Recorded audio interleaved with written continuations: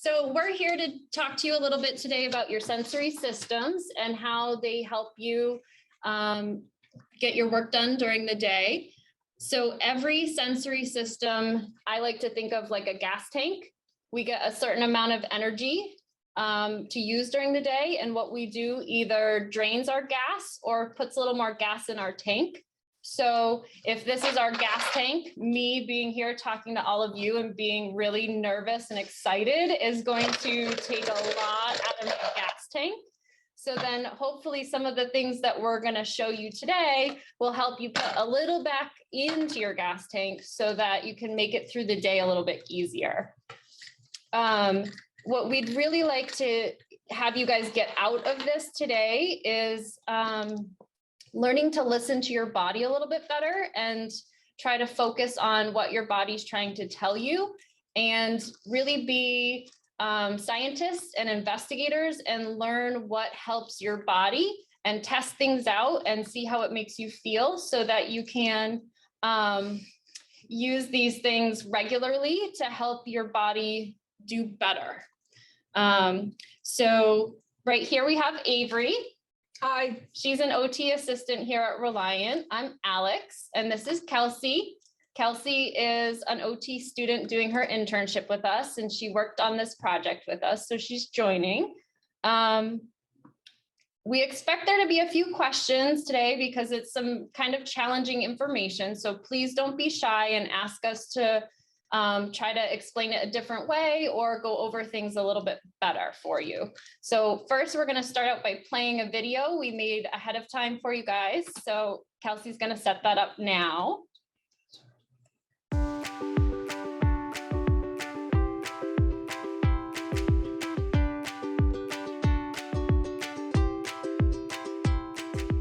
Hi, my name is Alex. I'm an occupational therapist with Reliant Medical Group. I've been here for 10 years and I specialize in pediatrics, so kids. Every body comes with a sensory system and it helps us to do a lot of our daily activities.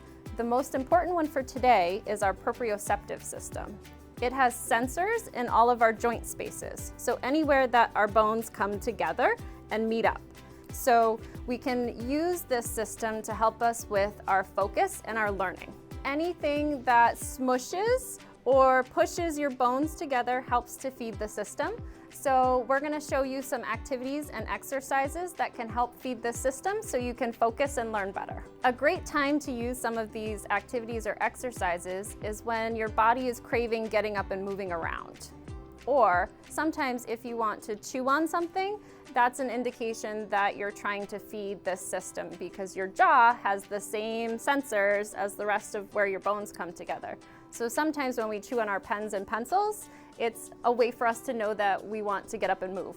Human beings are designed to move all day. And so for us adults that are stuck at work, or you kids who are stuck in the classroom, staying still for a long time is really hard. So these are some quick, easy ways to get a little bit more movement so that you're not disrupting your teacher or the kids next to you and you're still getting what you need.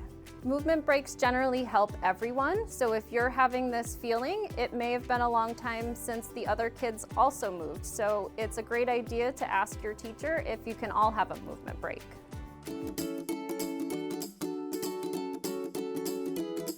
So I'm going to show you some easy ways to get some pressure to your joints all by yourself in your chair. So the first really easy way is to push your fingers and palms together and squish in. So you should feel your wrists, your fingers, and your elbows smushed together. So that gives lots of input to your proprioceptive system. The next way, you're gonna put your hands down on your knees and you're gonna press down with your arms, and you should feel your knees, your ankles, and your feet smushing, as well as the pressure coming back up your arms.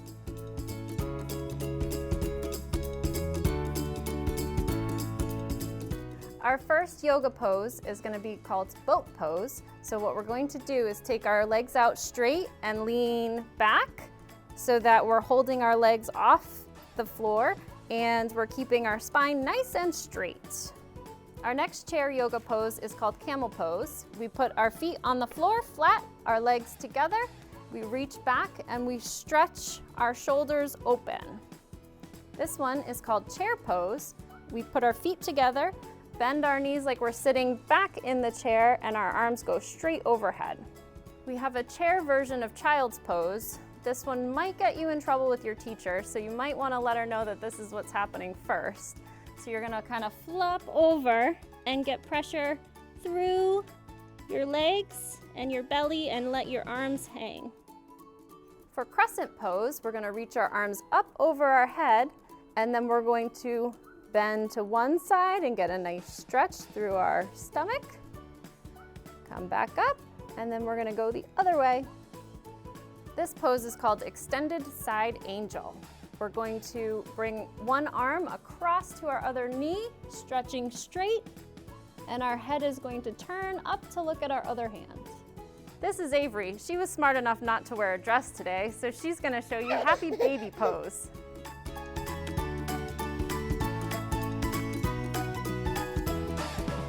Yay! Hi everyone, I'm Avery and I'm an occupational therapy assistant here at Reliant, and I'm gonna take you through a few more chair exercises that you can do with your teacher's permission. Okay, the first one is chair pushbacks. So we're gonna grab the edge of our chair, put your feet firmly on the floor, and you're just gonna keep a straight back and push, push, push, push, push into your chair like this. The next one is called chair push-ups. You're gonna put your hands on the edge of your seat like this. You might need to scoot forward a little bit, and you're just gonna push up so that your bum comes off the chair just a little bit.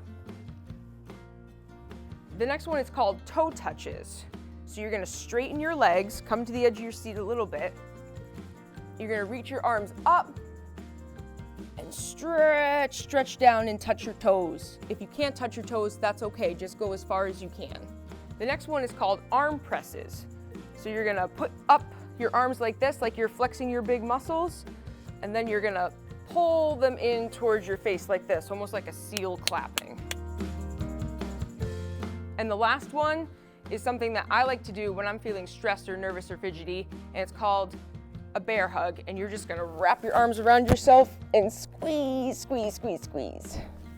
So you can use these anytime throughout the day where you're feeling like you really need to get out of your seat, but you're really not supposed to at this time because you're supposed to be paying attention in class. You can do any of these for any amount of time, just whatever feels good for your body. Don't worry if you don't remember all of them or if you don't like all of them. Pick out the ones that are your favorites and do them when you feel like you want to. So now I'm gonna show you some animal walks, which are really fun to do in the hallway if maybe you're going for a bathroom break or if you're going down to the office to get a paper. Anytime that you're walking in the hallway, just as long as you have your teacher's permission. So the first one I'm gonna show you is the crab walk. So hands behind you, feet in front of you, hips up high, and walk your hands and feet. So the next one is called the bear walk. So you're gonna put your hands down on the floor, bend your knees, and then you're gonna walk your hands out, straighten your legs, walk your feet in, walk your hands out, walk your feet in. So the next one is called frog jumps, which is exactly what it sounds like. You're gonna jump like a frog. So you're gonna squat down like this, put your hands down onto the floor, and jump, jump, jump. So when you do have permission to get up out of your seat, I have a couple wall exercises that are really good for a movement break in the classroom. The first one is called wall push-ups. So you're gonna turn towards a wall, put your hands out, shoulder width apart, step your feet back a little bit, and you're gonna push into the wall. And the second one is called a wall squat. This time you're gonna put your back against the wall, walk your feet out a little bit, keep your back nice and flat against the wall, and you're gonna slowly bring your bum down, bend those knees, and then come back up. It's gonna feel really good in your legs. So just like the ones we showed you in the chair, pick out a couple of your favorites and do them whenever you have a chance during the school day with your teacher's permission. I hope these make your body feel good and help your school day go a little bit smoother. Thanks for joining us today. We hope you had some fun. We hope you can use some of the things that you learned so that you can make learning a little bit easier and a little bit more fun.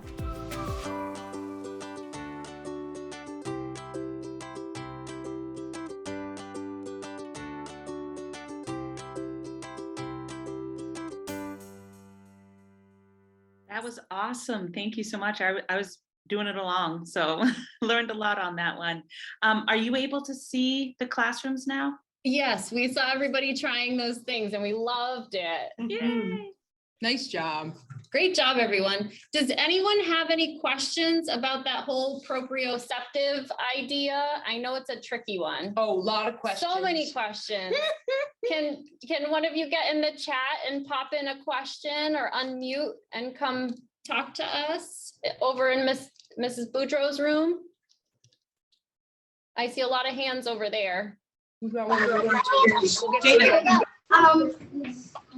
Ask your question. Go ahead. I'm confused about the bear walk.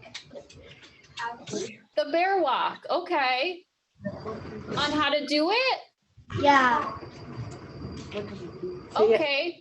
Well, it's gonna be hard for us to show you, but you want hands and feet on the ground and the arms go out first and then you bring your legs in. So you walk your hands out so that you're flat and then walk your feet back in so you make a triangle again. Like this? You guys didn't really have the space to practice in the way you guys are all set up to watch, so sorry about that. Do you have to keep your arms and legs straight, or are they able to bend? You're trying to keep them fairly straight. So we have another question in Mrs. Pennell's class. Yes, go ahead, Mrs. Pennell's class. Oh, no. Sorry, buddy, you're on mute. Hang on 1 second.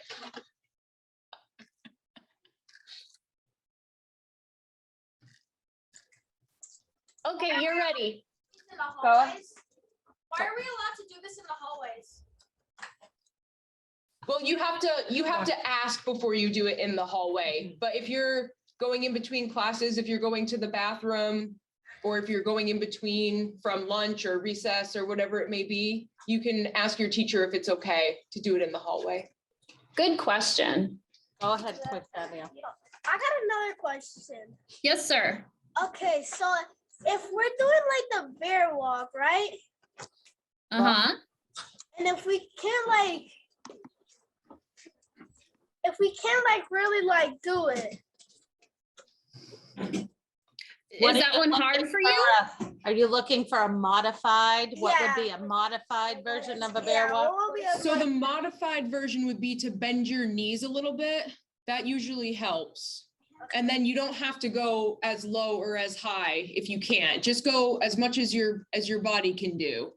It shouldn't be uncomfortable. If it's uncomfortable, then do a little bit less. Say it again. I don't think they heard you. It looks like somebody else in the back of Mrs. Pennell's class, Oh. that corner there. Nice and loud. My question was, so when Gosh. you're starting to be, like this is like the bear walk again. The bear walk. Do we have another question not about the bear walk? Because we've gotten a lot of questions about the bear walk. Ramona, go ahead. I have a question about the chair up. The chair up, nice and loud. Like no, I have a question about the one where you. What if you don't have enough room for If we don't what? Sorry, we can't hear the They question. said, on the one where you push yourself up from your chair, what if you don't have enough room for your hands on your chair? Then If you the can chair is grab smaller. You can grab the side of your chair, like, Tuck your hands kind of under your legs a little bit, right on the edge. All right. All right, we'll let another class ask some questions. Thank you. Yeah, it looks like Mrs. Boudreaux's class has a couple more. We can go back over there. Juliet, Aww. gotta speak loud, girl. What inspired you to do yoga? What inspired you to do yoga? Oh, good question. We were trying to think of something that was easy for all of you to do in your seats without disturbing your neighbors too much, that would help your body the most. So that's kind of why we picked this. Great question. O'Neill, go ahead. How come you guys were doing the walk upside down? Doing the walk upside down? Yeah, something like walk upside down. Crab walk. Crab walk. Oh, it puts pressure through your joints a little bit differently to walk like that. So it gives you a lot of good input and it helps strengthen some different muscles. Good question. Go ahead, Ashley. Go ahead, Ashley. What about if you? What about what? I'm proud. I didn't hear your question. I'm sorry. Can you ask it again? What do we why do we have to do it on the chair? You don't have to, but it's easy to do if your teacher's talking so you can refocus without getting up and moving around and disturbing the class too much. Oh. Good question. That was a good question. Ashley. Anyone else? There's a lot of hands. What we could do is we can take a couple more questions and then whichever ones we didn't get to, if a teacher wouldn't mind typing them in the chat, and then if we have time after, we can get to those. Does that sound like a plan? The Mrs. Boudreaux's class, the girl in the pink pants in the front row has been patiently waiting a long time. Let's get your question. That's you, Khalees. Which one? Right, please. You. Ask a question. Ask your question. You. You're wearing all pink. I know that. What's your question? What time is it? Did we forget our question? No. Ask your question. She doesn't want to say it. Oh, okay. If you don't want to say it out loud, you can put it in the chat. That's a great idea. 11. We're going to move on to a couple other things that we want to show you guys. The first thing I want to mention is that everybody's body is different and everybody's sensory system is different. So what's good for me might not be good for Kelsie or might not be good for Avery. So for example, Avery really likes a lot of hugs and deep pressure, and I don't like to be touched. So Avery's been a really good friend and is working hard on asking me before she comes and hugs me or touches me so that my body has a chance to react and I can say no if I'm not okay with it. So the moral of the story is you want to be kind and be thoughtful of your friends and classmates because what's good for you might not be good for them. And so we want to be respectful and be courteous to each other. So another good example of that is Kelsey's going to show you this in a minute, but it really crunches a lot and it feels yucky to my body. So if I'm sitting next to Kelsie and that's how Kelsie can calm and relax her body and I don't like it. So it's polite for me to wait until Alex isn't nearby, or Alex can make the choice to move a little bit further away if she doesn't like it, and wait until it's respectful for everybody to do something that might bother other people. Or switch to a different fidget toy if you have a different option. Also, make sure that you're checking in with your teacher to be sure that what you're doing is okay for the classroom, okay? We all have some favorite fidgets with us, things that we like to use to keep our hands busy and help relax us. So one of my favorites is this little disc here, and it's hard to see, but it's got little plastic bits that stick up. And I just really like how it feels on my fingers. My other favorite fidget is just a simple, boring rock, but it's really smooth. And I like how it feels in my hand and it can fit in my pocket and it doesn't cost any money. So you can just pick your favorite rock out of the yard or the park. And if it fits in your pocket, you can keep it with you and have it to help calm you down whenever you need it. Avery's going to share with you her favorite fidget now. I have two. My favorite one is this spiky ring. I just like to roll it on my fingers. I think you might have seen me doing this while we were taking questions. It helps keep my hands busy and it feels really nice. And my second favorite is this. It's a little, I don't know if you can see, but it's a little marble inside of this mesh, and you can squeeze it back and forth. You can twist it. So that's a really good one. They're both really quiet, so they don't make any noise, which is nice for the classroom. Those are my favorites. So I used to be a pen cap clicker. Oh, pen And- cap clicker. That could sometimes get a little bit annoying and distracting to the people that were around me, but I really like to do things that I can kind of pop back and forth. So I love the poppets, which I know are pretty popular. This one's a little dinosaur and it has a keychain, so you can keep it with you and you can pop them back and forth. And I like how that feels on my fingers, and it is just nice to me. So something that I want to share with you guys is I made some homemade fidgets and sensory bottles. And these are all things that they're pretty easy to get. You might even already have them at home or at school. They're a fun project you can do with mom and dad, or maybe even as a classroom project. So the first thing I want to show you is sensory bottles. Ooh.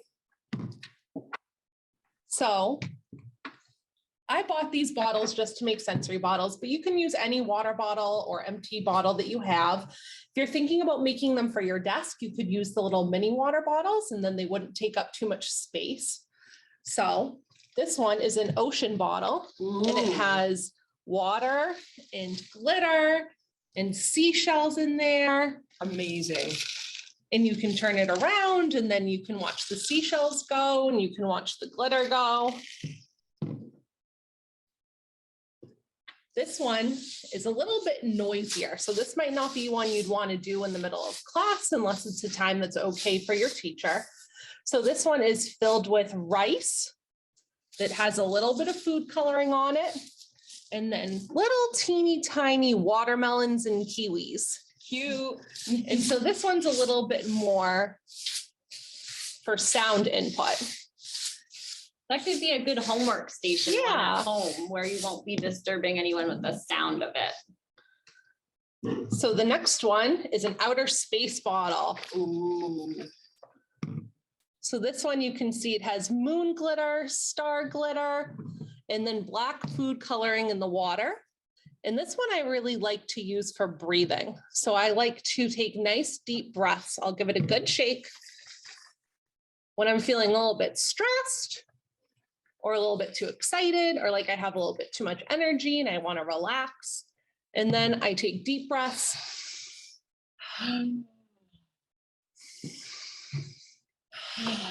Until I see all that glitter stop moving.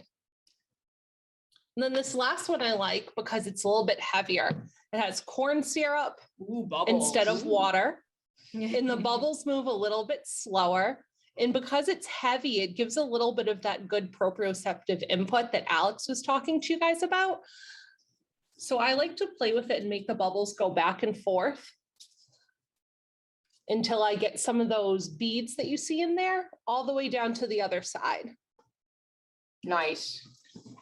You want this one too? I like them all. They're all pretty relaxing. So the second thing I want to share with you guys is you can actually use balloons to make homemade fidgets. What? Explain. So what I really like about these is with fidgets, everybody has different preferences, just like everybody has a favorite flavor of ice cream. There's no wrong answer for what kind of stuff that you like when it comes to fidgets. So some people like things that are more crunchy or poppy.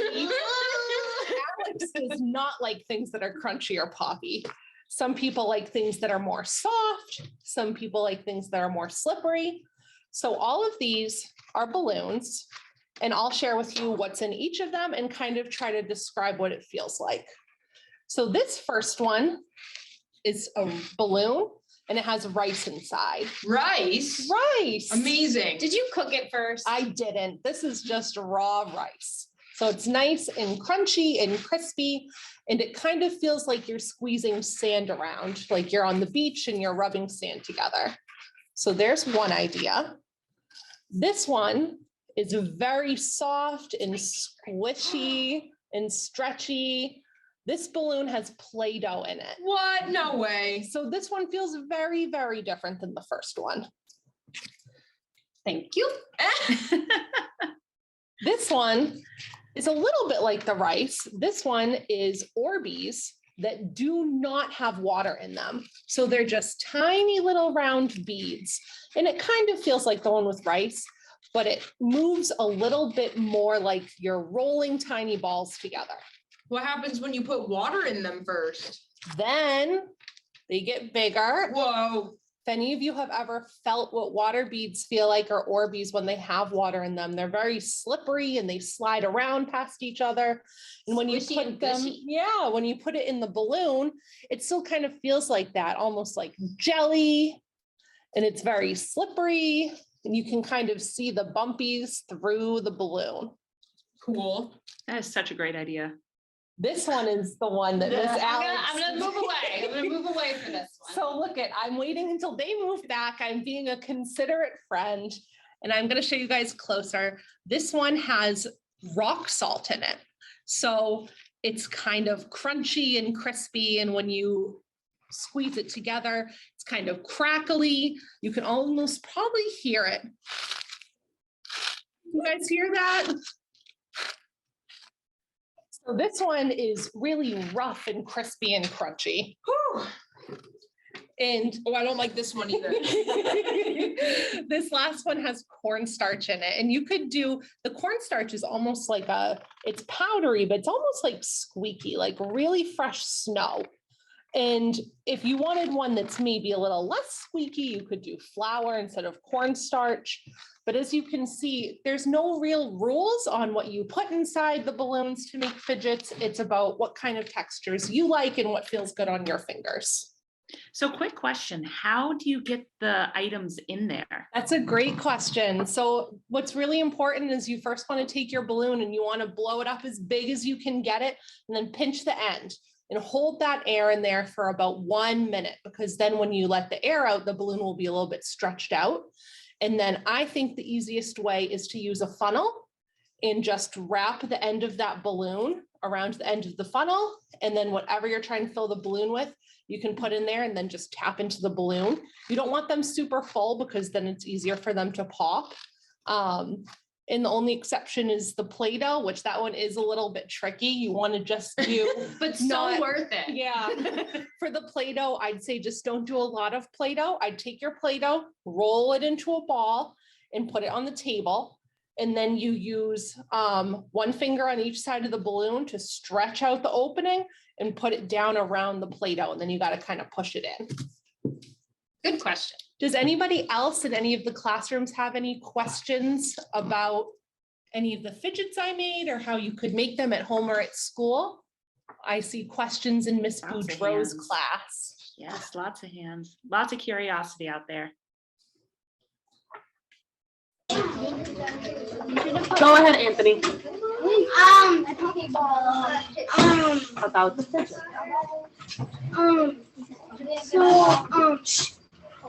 The sea salt one, Yeah, how do you make it?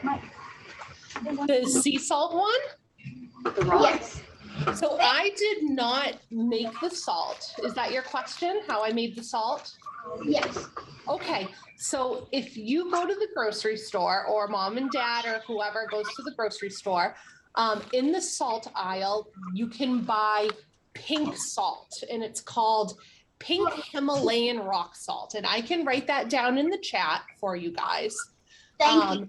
And that Take care. salt is different than regular salt or even regular sea salt because it's extra big pieces that look like teeny tiny pink stones, but it's actually salt. It's big and chunky. Yeah. Okay. Good question. She's got it. Yeah. Oh, perfect. Thank you. All right. We can do another question. I see a hand. Let's do one more from Miss Boudreaux's class, and then we'll go over to Miss Pinnell's class. Skylar. I can't. Can you add anything else to the balloon? Absolutely. You can pretty much add anything that you can think of. If it sounds cool to you and you can figure out a way to fit in a balloon, try it. There's no rules. Great question. I love that question. Cool. Let's go to Miss Pennell's class. They're waiting very patiently. And again, any other questions that we don't get to, please feel free to type them in the chat. So if we have time at the end, we can come back to them. Yes.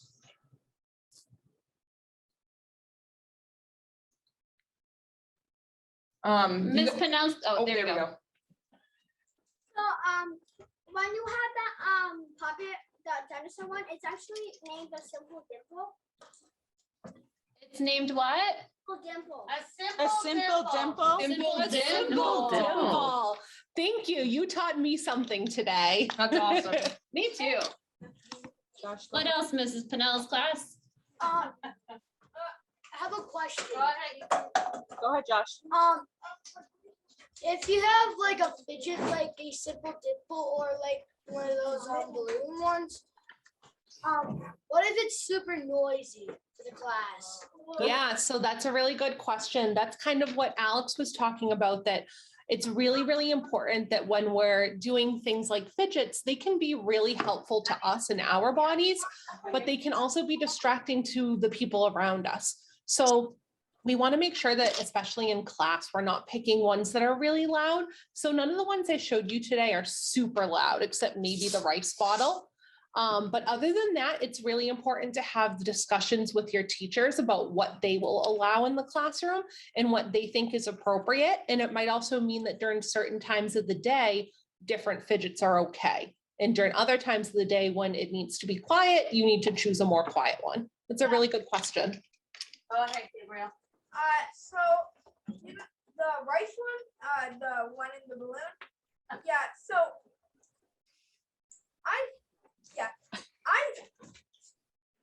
do you know how to make one that's like water or something that feels like? Are you crazy? A water balloon in class? Well, the Orbeez are close enough. So I think that a water balloon would probably not be a super good idea in class, especially in case of I don't throat. mean that. I don't. Okay. Mean that. I mean like something that feels like water. Yeah, that's a good question. So some of the options that are a little bit more slippery and squishy that would be kind of like water, would be like the Orbeez one, because they're water beads, but because they're water beads, if it breaks, it wouldn't be a huge wet mess. And then also the Play-Doh one kind of gives you those same kind of feelings where it's not really grainy or gritty, it's smooth and it's slippery. That's a good question, thank you. We're gonna do two more and we're gonna go over to Miss Bulick's class. I'm so sorry if I pronounced that wrong. Great, Miss Bolak's class. We'll take a question over there and then we're gonna have to keep going because we have lots more cool stuff to talk about. Go ahead, Cynthia, last one. When like it breaks, are the stuff reusable? Yeah, as long as nothing inside looks like it got yucky or weird or changed a lot from when you put it in, go for it. You can grab a new balloon and put it right back in. We've been playing with these for 2 weeks already. Yeah. Good questions. Thank you so much, guys. Solak's right across the hall from us, so we'll let them have a turn. Okay. Thank you. Hello. Thank you. Hi, Mrs. Bolak's class. Let's take a question. So, hi guys, thanks. Go ahead, Tyler has the first question. Go I ahead. have three. So in the Play-Doh, the Play-Doh Fidget. Yeah, the balloon. The Play-Doh stress ball. How do you actually get the Play-Doh back inside a circle? Oh, She's wondering how do you get the Play-Doh inside? Let me tell you something, my friend. If you make one and you figure it out, I need you to let me know how. Because I'm not sure. We haven't gotten it back in the circle yet. The pink thing you said with the marble in it is also called a marble mash. This? And like, yeah. Yeah, marble mash. And my third is, I have actually never ever touched cornstarch, or I've never ever actually listened to it. Oh. Very Could you hear cool. it through the video? Could you hear it kind of make the squeak noise? I didn't hear the squeak though. Get it really Avery's close. See if you blocking can her ears. listen Oh, really ready? close. Oh. Oh, that hurts. That hurts. Yucky, yucky. So that's that kind All of right. like weird Wow. feeling. That's a question. So, real quick, we are coming up on the 5-minute warning. So just a FYI. Okay, we're gonna really quickly run through a couple other options. We'll kind of list them out, and then if anyone has any questions, feel free to contact us through the app or get your questions to the Healthy Minds Conference and Jen, and she'll pass them on and we'll find a way to get you answers. Is it 5 minutes and then questions? No, we're done. in Oh, 5 okay, minutes. right. Okay, so if you're feeling like you have a lot of energy and you need to do some heavy lifting, some heavy work as we call it, you can put on a backpack, put some books in it and walk around. You can, Or sit in your seat with the backpack on. oh, true. You can bring books back to a bookshelf if your teacher needs help organizing. You can help move or stack chairs if your teacher says it's okay. You can do some erasing or washing of the whiteboard or the chalkboard. And Push really hard. You can use resistance bands on your chair if you have them. You can use a handheld pencil sharpener. Or like the one on the wall, if you still have one of those, and crank it really hard to sharpen that pencil. I don't know if those exist, but if they do, then that's good. Or you can hold the heavy doors open for your classmates in the hallway. And you can really plant your feet in and push against that door. And that might make your body feel really good. Some opportunities to get up and move around and also potentially help your teacher out would be, you could volunteer to be the one to drop something off at the office for the teacher so you can get up and move and get those legs going. You could help hand out papers or materials for your next activity or collect some of the supplies back. Some teachers are okay with just marching in place for a minute. You can toss and catch a beanbag that has a little weight to it. Mine's really quiet and doesn't make a lot of noise until I drop it. Some teachers are also okay with you pushing your chair in and then doing your work sitting on the floor quietly at your desk or standing up to do your work for a couple minutes. But you got to make sure if you're standing up, you're not blocking someone else's view of the board. And the last thing that I want to talk to you guys about is a couple opportunities to do some different sensory breaks. So we talked about fidgets and we talked about sensory bottles, but some really easy opportunities to give your body some different feelings would be to take a break and take some cold sips of water. That's one of my favorites. I always have my water with me. Another is you can find a piece of paper that you don't need anymore. This is not for your homework. And you can crumple it up and then smooth it back out. And that gives some good sensory information to your hands. So another thing you can do is if your teacher needs any paper shredded, you can ask if you can do it by hand. And do some paper shredding. And then the last thing I want to show you is something that's called box breathing. So this is something that you can do with the edge of your own desk to make it really easy, but you can also use anything that's square. So if you have a pencil case that's kind of square, rectangle's okay, but the better, closer to square, the better. So what you're going to do is you start with your finger in the corner. And when you go up, you're going to take a deep breath. When you're going across, you hold it. When you go down, you let it out. And then across, you hold it. So if anybody wants to try it with me, we're going to go in, hold, out, hold, in, hold, out, hold. And that's something that you can do really quietly without really bothering anybody around you when you feel like you need to calm down and take a few deep breaths while you're in class. So while we take a couple more, whatever questions we have time for, if you guys want to put in the chat your favorite thing from today, your favorite strategy that you learned, your favorite fidget toy, your favorite movement, please do that. We are at the 1 minute warning. So I don't know how many we'll be able to address before they move on to their next, but this was so awesome. There was so much. And I love the idea that, you know, doing something to help you, but also being considerate of people around you. That was, that's huge. So, so I guess if we have time for maybe one more question to bring us home. Animal walks. Animal walks were a favorite. That's awesome. We're just so happy that you guys joined us today and that you participated and really paid attention the whole time and had some really amazing questions. So thank you so much for joining us and being a part of the fun today. And they can reach out to us if they have questions after, right? Yep. Yeah, just make sure to either go through the Whova app or you can contact one of the Healthy Minds administrators, and we will make sure to get these wonderful ladies your questions. So awesome. Learning how to make fidgets and some sensory breaks were a favorite in here. They love fidgets in the room. Yay! That's from Ms. Boudreaux's class. Thank you guys. Awesome. All right, so that is it. Thank you so much for joining us, and we hope you have a great rest of your day. Bye. Thanks, everyone. Have fun, be yourself.